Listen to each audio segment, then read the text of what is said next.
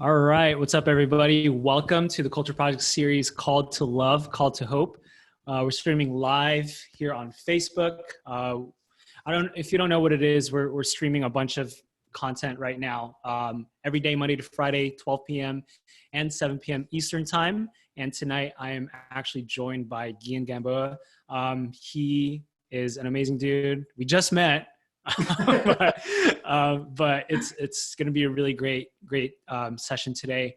Today we're going to talk about being a young father, and there's so much more to Gian than that. So Gian, why don't you go ahead and introduce yourself really quick? Yeah, my name is Gian Gamboa. Hello, everyone. Let's see, I'm 28 years old, going to be 29 in a month. Goodness gracious. Last year of the 20s. Oh, here we go. I live in a town called Santa Clarita. It's in Southern California. And I work as a youth minister at our local home parish here. I served as a missionary with the Culture Project from 2016 to 2018. And yeah, ever since then, I've been working for the church. So, yep. Sweet. Great. Thanks, dude. How are things over there with COVID in LA? No, I think it's similar as in most places, most other states, as I can tell, other than like maybe the hot spots like New York or Louisiana. It's just kind of very empty everywhere, in the roads and stuff.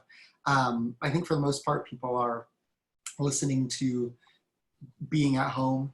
My wife and I, with our son Nolan, we try to go for like one walk just around the neighborhood each day, and there are definitely a lot of people outdoors, but everyone is good about maintaining their distance. So yeah, and I think most people here, just like around the country, are working from home or trying to figure out how to make that work. So we're figuring it out day by day as well. Dude, I feel that. I mean, yeah, I mean, the great thing about California, Southern California in particular, there's a lot of space. So social distancing isn't really, it's not that hard compared to the East Coast. And yeah, my friends from LA actually posted pictures of them like running in the city, and they would go over bridges and they would post photos of the freeway. I think it's the 101. Nice. In downtown LA, and it's completely empty. And I'm just like, it's like a movie. Yeah. They call that freeway the parking lot too. So it's crazy. Just empty. It's unreal. That's crazy. Yep. Oh man. So you mentioned your son Nolan. How old is he now? He is three and a half months. Well, a little more than that. Gonna be 4 months. I don't want to do the exact weeks and all that stuff. I might get it wrong, but he'll be 4 months on the 6th of April. Oh, dude, that's next week. That's awesome. Yeah. So he was born December 6th. So I think that makes 4 months if my math is correct. Yeah. Yep. Yeah. Yeah. Yep, definitely. That's awesome. It goes by quick, man. It's crazy, but it's awesome. Why Nolan? Is there significance to his name? I want to be able to say like we've had this like long, like amazing story about it, but we actually found it from like a baby name generator app. For the longest time, I was convinced, and I told my wife this even when we were engaged, that if we have, God willing, when we have a son, or if we have a son, I really want to name him James Augustine. Dang. I know, right? Strong name. James, one of my favorite, I think, characters in the Bible, one of Jesus' best friends who you don't hear about as much as Peter or John. Mm-hmm. And then it was also the name of my wife's grandfather, who's instrumental in their family. So we're we have to have the name James. And then St. Augustine is my confirmation saint. So no way. Yeah. So just putting those two together, James Augustine, I was like, that's a rocking name, Yeah. So we were set with that name. And the funniest thing, I think it was maybe just a couple months into the pregnancy. I don't think we were even done with the first trimester. We wanted to pray about the name, even though in my head it was decided. But taking kind of seriously that the Lord names these children and appoints them to us, and with our participation, we give them the name. So just something about it as my wife's pregnancy was moving forward, we were realizing I I don't think he's a James Augustine. It just, I'm not explaining it, man, other than like, it didn't seem right. Yeah. And I think my wife was telling me that from the beginning, and I was kind of being stubborn. And so one night we were just like going through, like literally swiping like on this baby name generator app. We were just swiping through names, like, no. Probably went through like 30 names, like legitimately. Just like, no. And then the name Nolan came up. And then after saying no to 30 names, no, we both just like paused and kind of just like looked at each other and we're like, Nolan, huh? And then we really liked it, and kind of prayed about it for a little bit, and pretty soon after that decided like Nolan James. So we kept the James, but Nolan James is the name. Wow. And, yeah. So it's funny that we went through a bunch of different names. Like Ambrose was an option. Wow. Ambrose Joseph. That was like dang. And okay.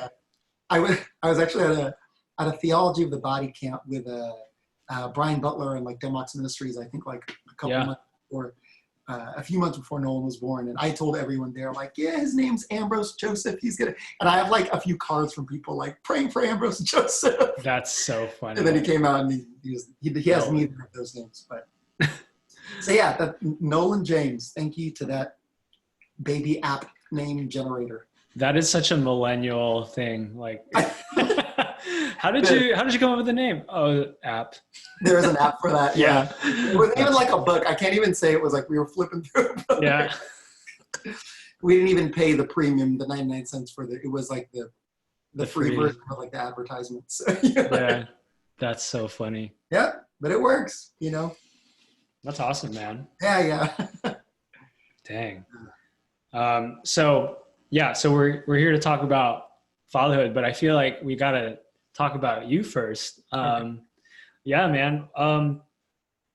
Did you think that you would be here at this time, this moment right now? Like, let's say, I'm gonna say 10 years ago.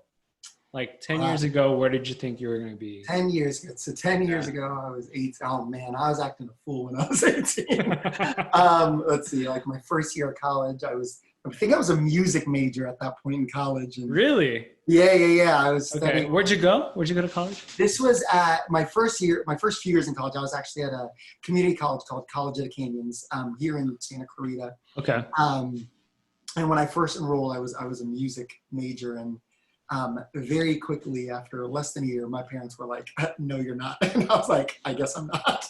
Dang. Okay. So, but anyways, to answer your question, I don't know. I think I've never been much of like a big, like long distance planner, Okay. Set 5 years from now, I'm going to be here 10 years from now. Mm-hmm. So at 18 years old, I don't know if I can honestly say I was like thinking this far ahead. So where were you thinking then? Like at 18, what was your? I think it was just like, what am I going to study and what college, what university am I going to transfer into? Gotcha. There's another part of me that, wants to say, I think for like deep down inside of me, I always kind of knew that I wanted to be like a dad. I share the story with my teens at the parish youth ministry that, when I was in kindergarten, at 5 years old, I remember we had this like assignment we had to do that was you had to basically take home this piece of paper that on the top of it at school we wrote like, when I grow up, I want to be a, and then you go home and you finish that sentence and you draw like a drawing of what you're going to be. And I remember, the next day or the next week, whenever we were like presenting it, everyone was kind of presenting like, like, people were like, I want to be an astronaut or a doctor or a firefighter or a nurse or a cook or whatever. And then for my drawing, I literally drew like just like myself in like a stick figure version of myself with like holding like a briefcase. That's like my version of being a businessman because my dad was a businessman. And then I drew like this girl stick figure next to me in like a red dress and a bunch of like little mini like stick figures, just like a bunch of children like to the left, like a lot, man. And I was like 5-year-old me. And at the top, I just wrote, like, I wrote family man, so I wish I still had that drawing. I don't think I don't know where it is. Yeah. So I think in a sense, even as a kid, I was 5-6 years old, there's a part of me that's like, I want my own family one day, Yeah. So I think, yeah, in a certain sense, like I always kind of knew. I didn't know exactly how or when or what it would look like. But in college, it for sure, it took more of like a concrete, I guess, like picture towards the end of my time in college when, I was like starting to like really dive into the faith. And, when you're, I think in college or young adult circles where people are very into their Christian or Catholic faith, the word vocation comes up a lot, right? Like, so, and I was like, oh yeah, like I'm sure I'm called to be a like a husband and a father. I've always wanted to be. But then, you get those, especially in like, I don't know, like the Filipino culture. I have like a lot of titos and titas who are like, he loves Jesus, he's young, he's got to be a priest, Oh So, my gosh. yeah, so you might be able to relate to that a little bit. And so for a little bit in college, I definitely spent some time my senior year discerning pretty seriously the religious life, specifically with the conventual Franciscans up in Northern California. But through that journey, then realized that discernment process became very, very clear. Like, I don't, as much as my heart like felt at peace and I came alive being in fraternal brotherhood with those guys, it made more clear that, the Lord was calling me and I desired more fully to be a husband and a father. So maybe had some general idea of it when I was 5, and when I was like closer to 25, we'll say, it became clear, like, I think this is the path I'm gonna take. So, yeah. That's awesome, man. Yeah.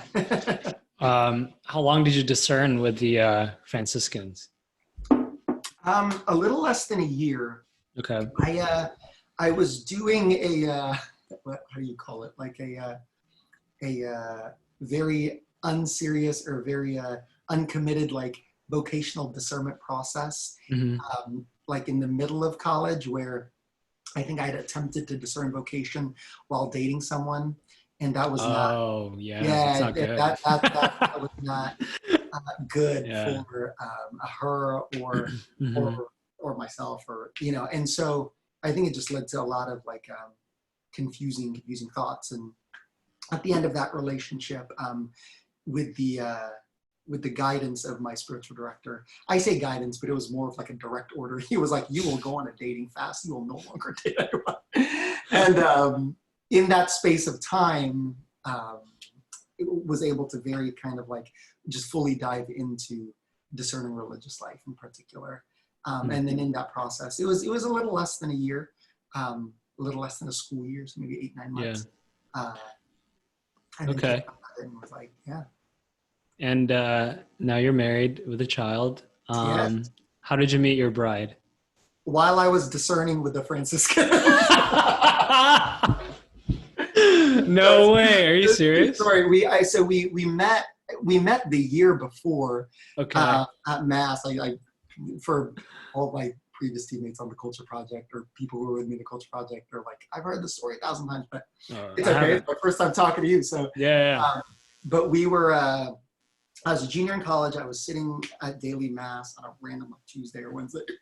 Excuse me, a random Tuesday or Wednesday, and this girl goes up to do the reading, and she goes up there, and I'm just like captivated by her. I'm like, wow, like that's the most beautiful woman I've ever seen. And you don't really remember what happened the rest of the reading or the Mass. I must have blacked out. I don't know. Yeah. But I go and introduce myself to her after. I'm like, hey, my name's Gian. And I just want to say, and I still remember, because she still gives me like smack about this like today, my like opening line, and I was just trying to be friendly, was like, I just want to say you have a great reading voice. Like, it was like the lector. And I was like, you have a great reading voice.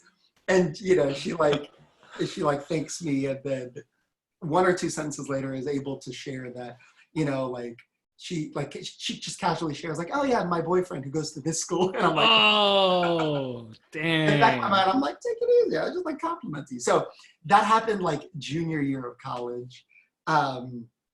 Come back senior year of college, her and I both kind of had ended like previous relationships in college, and she was actually also discerning with a religious order, the Daughters of Charity, from St. Vincent de Paul. Daughters of Charity? No, Daughters of Charity. Sisters of Charity is Mother Teresa. Yeah. She was discerning with them and was kind of in her own dating fast. I was discerning with the Franciscans in my own dating fast, but simultaneously, we were asked to lead 2 different ministries in our Newman Center, in our college Catholic center, men's and women's ministry. So she was leading women's ministry, I was leading men's ministry. And then we were both asked to help facilitate the Theology of the Body ministry that was starting up. And so naturally, through a lot of time in campus ministry, we were just spending a lot of time together. And it provided a space for, because I knew she was discerning religious life, she knew I was discerning religious life, we really kind of kept our, at the time I didn't know she was like attracted to me, but for me, I like kept, as much as I could, kept at bay. I tried to like showing any like attraction to her. Yeah. I realized later in the future I was like awful at it, like she knew everyone, but I was trying to. But I think for the most part, her and I during that time were really trying to respect each other's space and discerning. And so while we were getting to know each other and developing a friendship, it was in the context of community in the Newman Center and in the context of like serving others and growing in our faith, and without any intention of like, I need to date you like today or tomorrow, you know, even though maybe that desire was there, we were kind of veiling it, if you will. And so that allowed a really beautiful, I think, friendship to develop. And then at the end of that, towards the end of that senior year, my discernment process had ended. Like I shared earlier, it was clear to me, like, I'm not called to the religious life. Same thing for her. The next kind of clear step, at least to me, and I talking to my spiritual director about it, was like, you know, like discerning, like dating this woman, you know, we've grown in friendship together. There's clearly like something there. We're no longer like bound to our like dating fast. And so we begin dating the end of that senior year. And then shortly after I begin mission with the Culture Project, she begins her year of mission with the Daughters of Charity of Vincent Service Corps. We date long distance for a couple of years, get engaged in that time period, get married afterwards, and here we are now. So, dang. Yeah, wild journey. That is wild, dude. That's crazy. Yes. So when were you married again? We got married January 19th of 2019. So about a year and. Oh, nice. Okay. Yeah, we're pros at it now, pretty much. Yeah, which is why you're here. We want to know all the secrets, all the wisdom. But yeah, I mean, what I think is of value right now is that you're so fresh in it. I think your perspective is very unique in that way, especially because I know there's tons of men out there who are close to getting married or even engaged that. You know, it's not too far away from you now to remember where you were at then. Correct. So I was wondering, like, do you have any tips or advice for all the guys or even women out there who might be in that situation? Yeah. You mean like engaged or getting ready to I think let's go with getting ready to be engaged. Oh, nice. First, so and then, in a very serious dating relationship. Yeah. That's a good question, man. On a side note, isn't it funny? It seems like, I don't know about like your like circle of friends or like family. To me, it seems like everyone has gotten engaged in 2019 or 2020 and is getting married either this year or next year. I don't know. To me, I'm like everyone and their like sister or brother. Yeah. Love, man. Yeah, it might also just be like the season in our lives and our like in our 20s. So. Yeah. But let's see. I would say if there's so much. If I'm gonna share like one or two things I think super important and really good to do while you're dating someone and you're in a committed, serious dating relationship. You're not like dating anybody else. There's maybe they're even in what some people would call like the courtship phase, right? Like they're praying about, should I propose to this person? I would say spend a lot of time getting to know the people, one, and then the things that the person you love loves, if that makes sense. So if I'm a man who's seriously dating this woman, I would want to spend some time, I think it'd be good to spend time getting to know their family. Mm-hmm. Like what are, the people who like really shape them or their close Mm-hmm. friends. I love that someone's crawling through the back. That is that long? That's my roommate, everybody. Hi. That's awesome.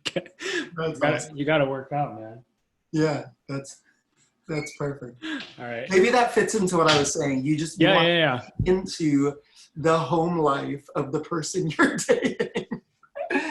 And no, but in all seriousness, like, to get to know their family, get to know their close friends if you haven't already, and not just get to know them and like like call, like spending time with them once in a while, but like if possible, like really spend time with them together as a couple, because I think when you see someone around their family, around their friends, around their natural habitat, if you will, there's certain sides of them, and there's certain like I think parts of their heart that come alive that are just good to see, and I think give you a better insight into, is this the kind of person I want to marry? For a man to see with the woman he's dating, like what's her relationship with her father like? I think it's huge for a woman to see with a man that she's dating, how does he treat his mother? I think that's huge. So I would say that spend time around the people that they love, and then I think that's it. I think that's the one thing. That's great. That's a really great advice. I've actually never heard of that advice. So community, that's awesome. Community, man, it's huge. Yeah. Are there some aspects, since you're talking about community, are there some aspects that you learned on your time with the Culture Project that has helped you in your now vocation? Yeah, man. I think the amount of things you learn on mission and just being in community, whether you're in like a mission experience like with the Culture Project, or maybe you're with Net or with Focus, or even if you're just like in a college student and you have 4 roommates or whatnot, and I think the community experience like provides so many opportunities to like grow as a person in terms of like how you interact with the people you live with. And I think, how do I flesh this out? I think that translates into marriage specifically, in the way that like, so for community with the Culture Project, I can speak to that.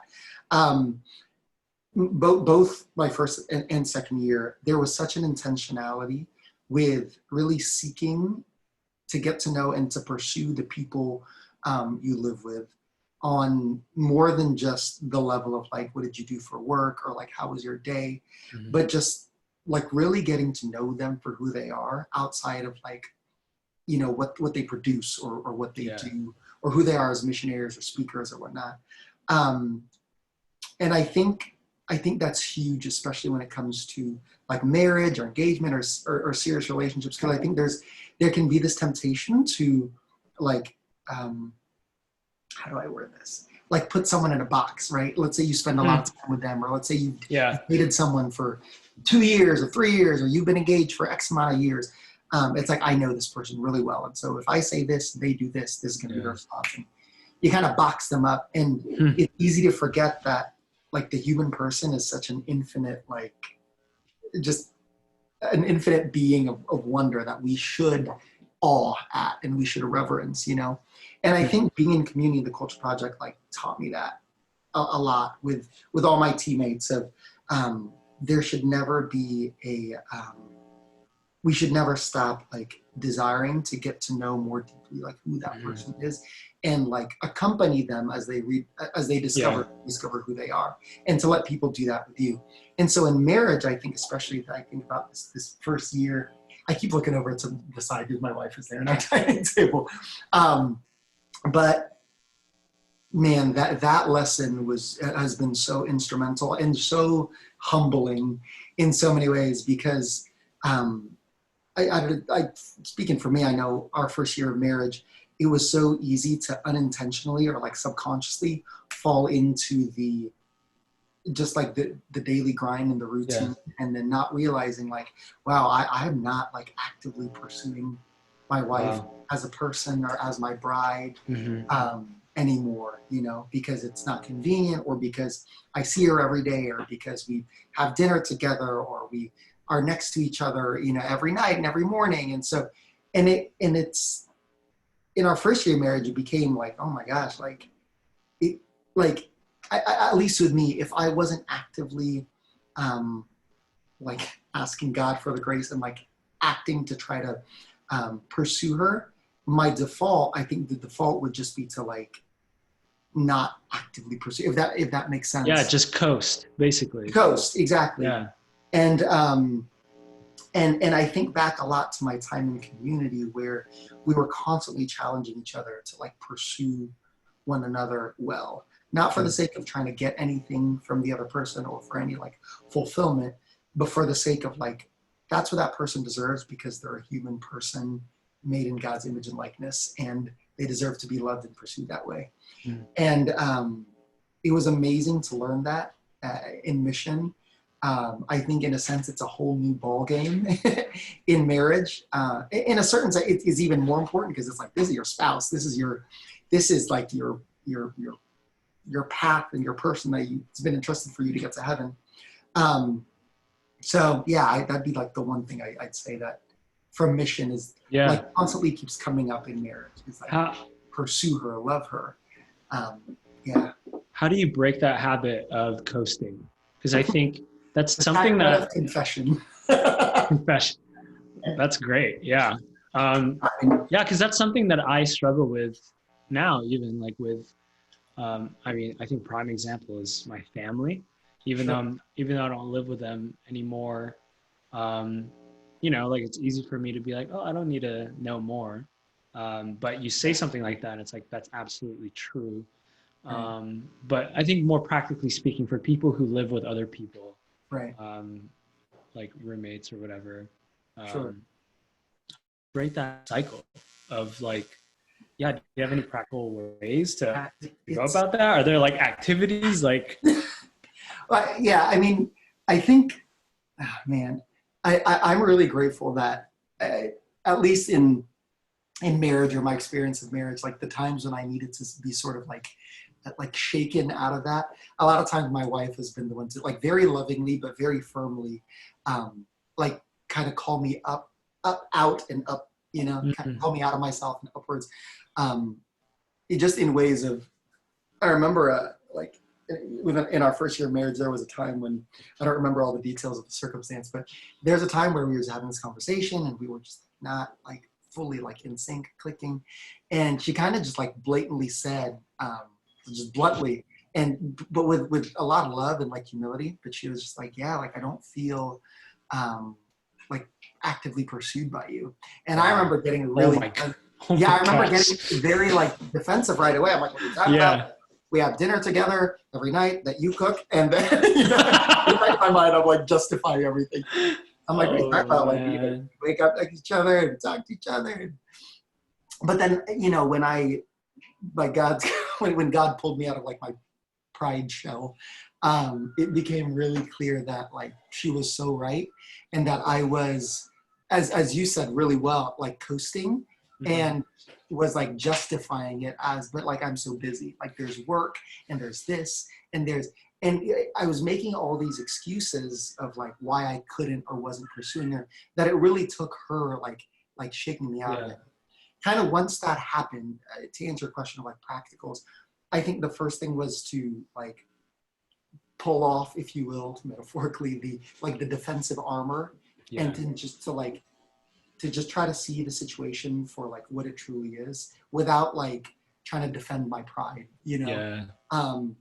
and then I think from there, I know I joked around about like confession, but in a very real way, like just going to the sacrament of confession, and then talking to my spiritual director about it, and then getting my butt beat by him in a really good way, and then realizing like my priorities aren't right. Like I thought like, as long as I'm, I do my daily prayer, and I'm like living life with my wife, and like so much of my time was like dedicated to work, like my actual like brain activity and my attention.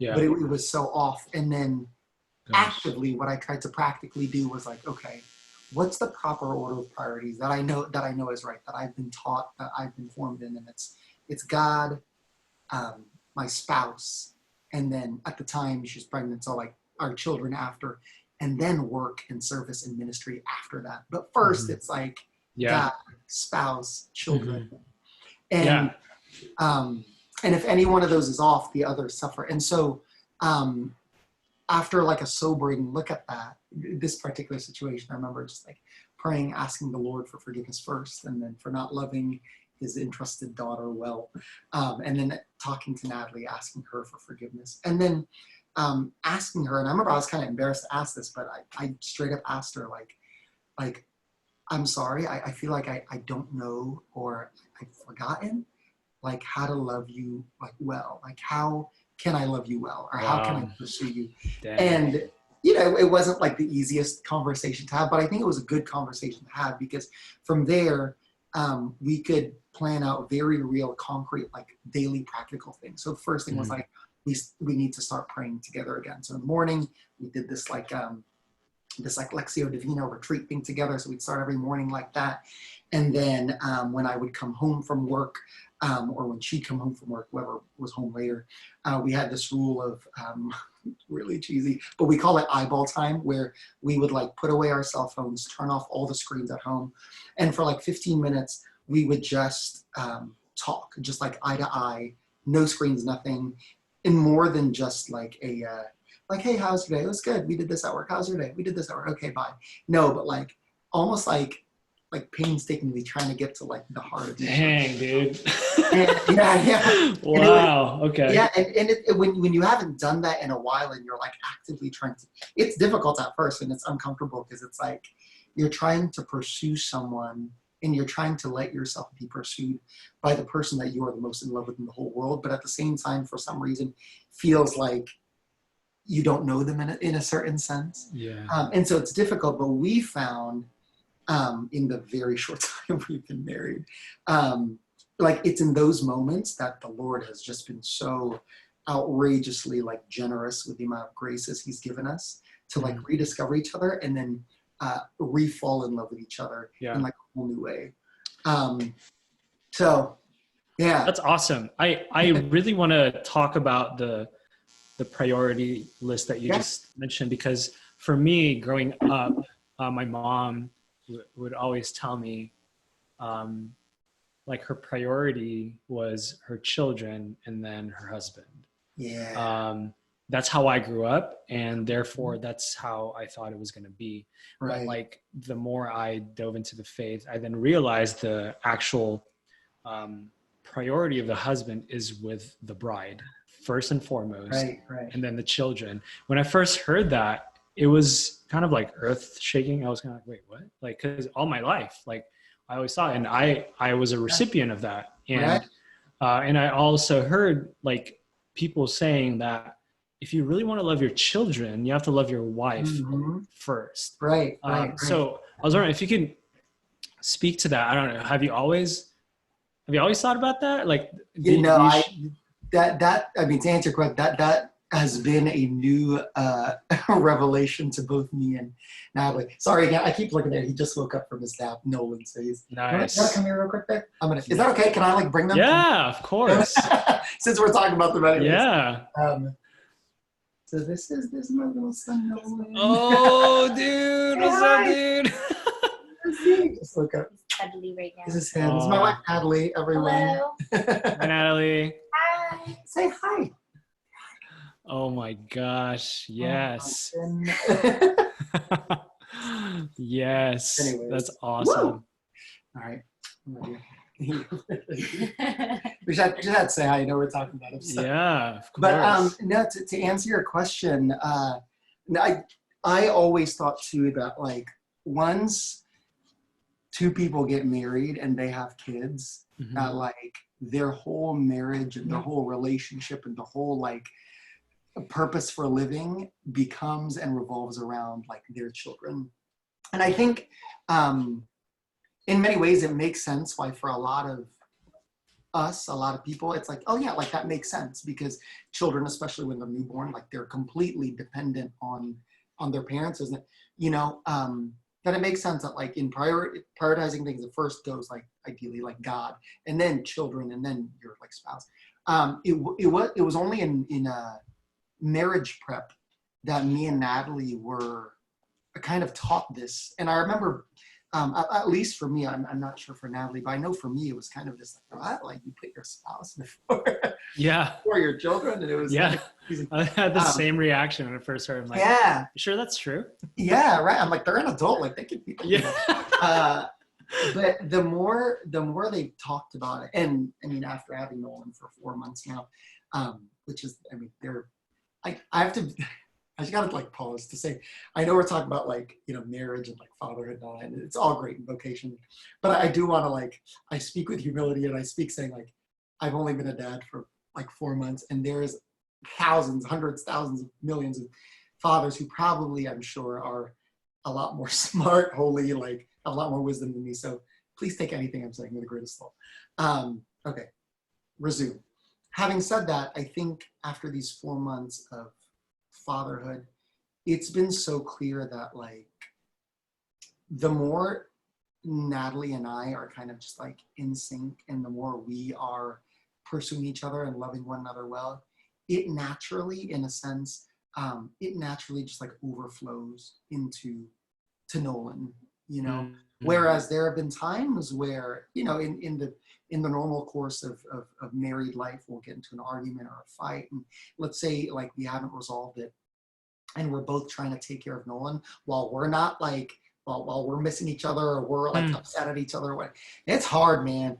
And you can be like loving on your kid and all that, but if you're not, I felt if me and my spouse are not connected, it was really hard. And Wow. I mean, I don't know, he's 3 months, you know, 4 months, but I'm sure at some like invisible level that like probably doesn't make sense to, you know, the human intellect, or, you know, in a way that's not visible to the human eye. I'm sure they can sense that, you know. Yeah. And I only say that because I know from like my experience as a son with my parents, I'm so grateful for this. Like my parents were so good about like, for the most part, never letting me see them like fight, you know. My whole child, I don't remember my parents like fighting, and I thought just for a second that, for a while, I actually thought that maybe they just don't fight. I later realized like, no, they did, but they didn't let us see it like in the heat of it. But when I look back now, they would tell us, you know, like we're working through this, or we're talking through it, but they didn't allow us to like see it. I remember one time when I was in college, I was like 22 years old already. My parents had gotten to this argument, and I was at home, and I don't know if they realized I was at home. And remember, I'm like 22 at this point, and they just started arguing and arguing. And I remember they came out of that, and they were doing a great job, like loving me individually, but I just felt so like off because I knew they weren't, you know. But it like shook me. And so I have this sense that, and I could be wrong, this is just a guess, that even for, you know, our son who's 3-4 months old, that when me and Nat aren't 100%, you know, that he can sense that, you know. Yeah. And this isn't to say we always have to be like we can never fight, because that's inevitable. That's part of any relationship. You're gonna have conflict, and you're gonna but I think I share all of this to say that there's truth to, and there's an importance in prioritizing your spouse, and that in the proper order of things, like loving your spouse is the best way. Loving your spouse first is the best way to love your children most, you know. I think in the same way that, and here's the last thing I'll say about it, in the same way that like, if we really want to love like each other well, I'm thinking about like the gospel where like Jesus is like, love, you know, he's like the 2 greatest commandments, right? Or like love the Lord God with your whole heart, with your whole mind, your whole strength. He's like quotes from Deuteronomy, I think, something like that. I'm not a Bible expert, so I could be wrong. Sorry, biblical experts. But he basically says, love the Lord God with like your whole heart, right? And then he says after that, love your neighbor as you love yourself after. And I think there's a reason where it's like loving God first, because if we love God first, and we love him well, and we allow him to love us, only from that are we able to like overflow and love others well. Yeah, Whereas if we try to love others first, or if we try to prioritize other people before God, it's not that we're forgetting God, but if we put someone else, spouse, child, best friend, girlfriend, boyfriend, before God, we're neither able to love this person nor God as well as we should. So I think in the same way, like in the context of marriage or parenthood, I think it's proper that it's like the Lord, your spouse, and then your children. Yeah. You love the Lord first and most, you'll be able to love your spouse well. You love your spouse next most, you'll be able to love your children well, because I heard it somewhere in a podcast, I don't know who, but they were sharing how like children learn more the first like 10 years or something of their life just by what they like observe and the environment they live in, more so than what parents actually say to them, you know? Wow. So we could be telling our kids Yeah. all we want, like, mom and dad love you, mom and dad love each other, and which is good. We should be saying those things. But if it's not like imaged, if it's not lived out. Yeah. You know? So. Yeah, I think what you were sharing really made me realize like the importance of even defining the expectation of love that we want to give and receive, especially in the context of marriage and family. Because I think the reason why it's so important to love God first is because like the love that we're trying to give is sacrificial, and that is not of human strength. Yeah. And I think, Yes. I think that's why. Yeah. Yeah. Just that's why. And that's like 100,000 years, not 100. It's like a couple thousand years of like church wisdom in like 2 sentences. Yeah. You said it. Yeah. And so to boil down like what we just talked about, in order to be a good dad, we have to really, as men, like love our spouse first. Now, before we started talking about something I think really important to bring up, and that's the messiness of it all. Yeah. And because it's we live in a world where love is put in a pedestal, and it looks easy. It looks really romantic and beautiful and kind of easy in a sense. Yeah. Because no one really talks about like the real hard work that it takes to actually love well and authentically. Yes. So I was wondering if, I don't know, could you share, like, I guess, did you have any moments where you were in shock of just like, I thought I knew, or like, oh wait, it gets messier? I thought it was already messy. Yeah. Like, and then you keep going, you're like, yo, hold on. Like, this is crazy. What I signed up for? This was not in the syllabus. Like, yeah, correct. I didn't sign up for this, Lord, when I It does not look like all the wedding videos we oh my gosh, yeah. Tell me about it. Yes. To answer your question of have there been moments, I would like multiple every day, honestly, like every day. That's such a great question, man. Like the to even just start at like defining what love is, I think is a great place, especially for all of us young people. I say that because I'm going to be 29, but I still consider myself young people. Yeah. I think that's a great place to start, because I think all of us, to a degree, to an extent, are products of our culture, right? Of this, of modern, secular, post-Christian, Western civilization. And for the last few decades, we've so reduced love. And I'm guilty of this for sure, of reducing love to this, kind of like flowery, buttery, romantic emotion, you know. And not to say that like love isn't an emotion, or there's no emotions involved in love, but to reduce it to just that is, I think, so dangerous and so scary. And I know I can speak and share stories from my personal experience in high school, in college, and even to an extent like now, where when I do, or when I have reduced love to just like a good feeling or an emotion, or reduced love to something that like is meant to like just fulfill me and serve me, it's been like damaging, to say the least. So yeah, I guess, can I use stories to like explain? Yeah, absolutely. So yes, you can. Growing up, right, and especially like all of high school, right, I grew up watching these movies like I've always been a sucker for like romantic comedies. I'll just admit that, right? So where they paint this like picture of love as just being this amazing like emotion where people are like falling in love and that's it. And to a certain extent, to a certain degree, I think there's truth to that, because the experience of like falling in love with someone and the experience of someone falling in love with you, and when that's happening mutually, there's something like magical about that. Right? I think for everyone who's experienced that, we can. So I think there's truth to it in that regard. But then when we say that real love, authentic love is just that forever, I think that's when we begin to like lie to ourselves. So in high school, I remember going through just different experiences with girls that I'd like, or different dating relationships, even into college. And when the butterflies would fade, let's say, or when you didn't feel in love anymore, it became really easy to say like, oh, this isn't real love, you know? And it really wasn't until I think my time in the dating fast, my time with the Culture Project, my time in community, my time in engagement, and then now in marriage, that I've learned, and I'm continually learning, and it's such a humbling thing, man, but continually learning that, like, when the church says to love is to will the good of the other, it's like the simple but beautiful sentence, right? Like profound.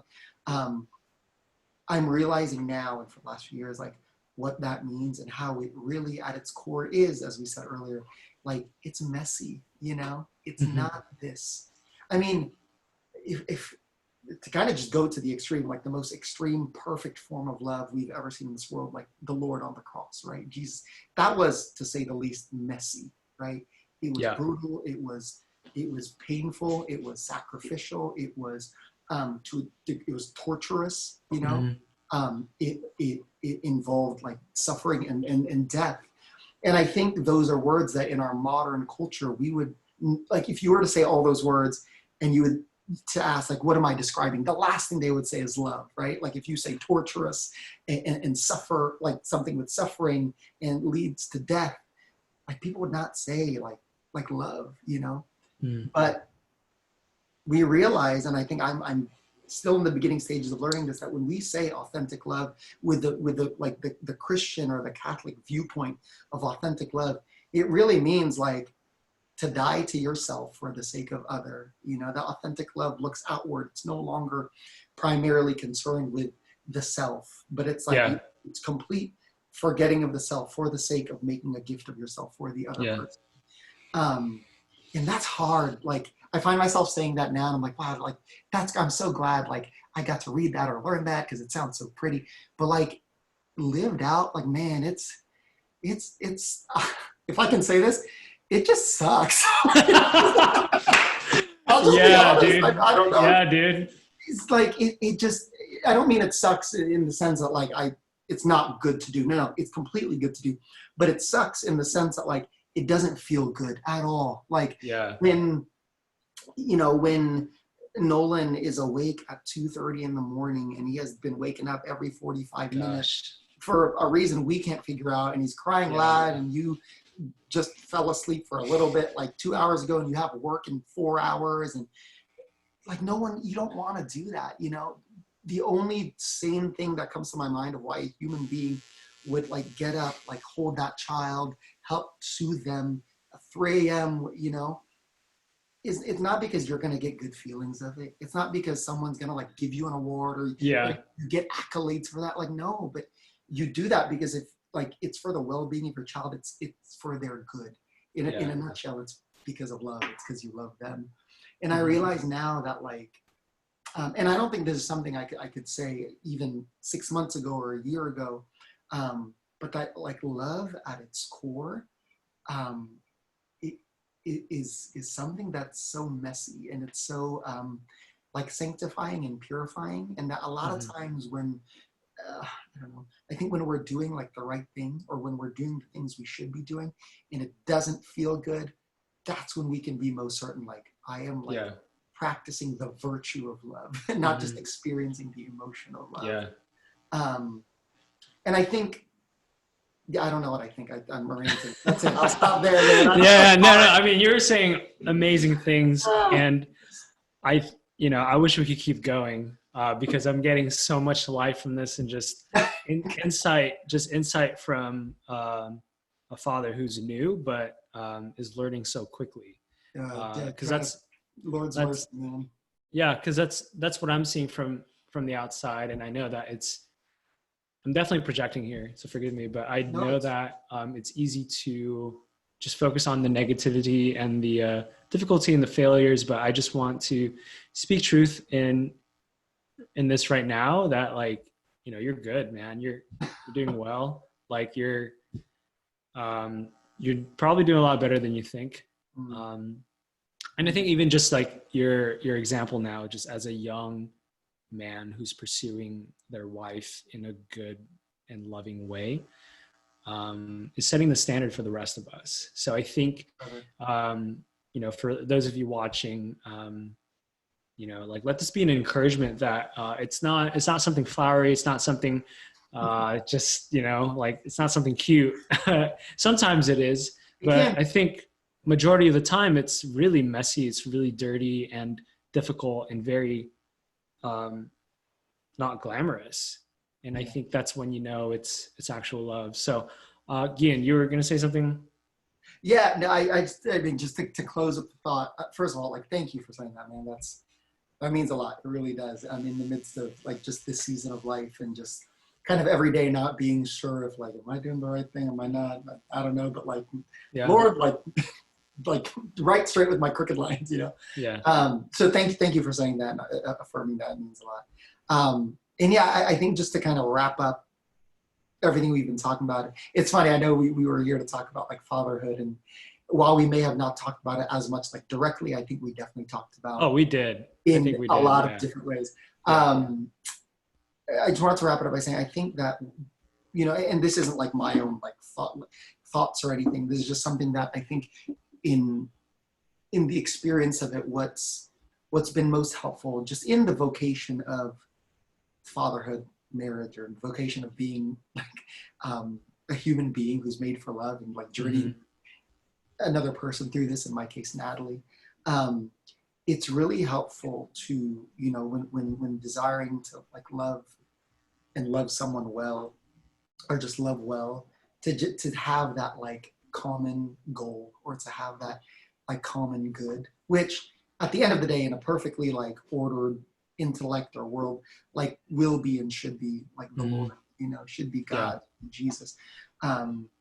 Because I think like it's just tough. Like it's just tough without that. I know that I think it's Dr. Edward Tree who gives this amazing sort of like image of a lot of people, or maybe like our culture thinks that love is like two people standing face to face, like gazing into each other's eyes and just like whispering sweet, words. I remember he said that in a talk recently, and I was like, oh my gosh, that's so true. I thought that's what love was for the first 95% of my life.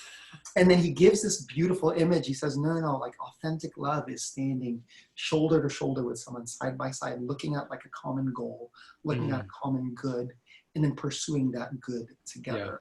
In the context of marriage with children, that becomes like the rearing of children towards heaven, right?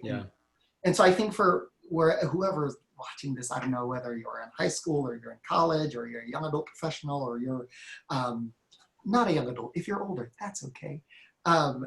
There's people around you that the Lord's placed in your life that the Lord is calling you to like go pursue that common good together. So go, I guess.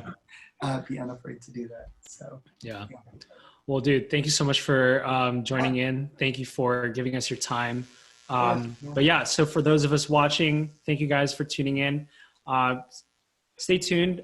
Tomorrow, we're actually going to have Sarah Swafford and Dr. Greg Bottaro on the show on noon and 7 p.m. Eastern.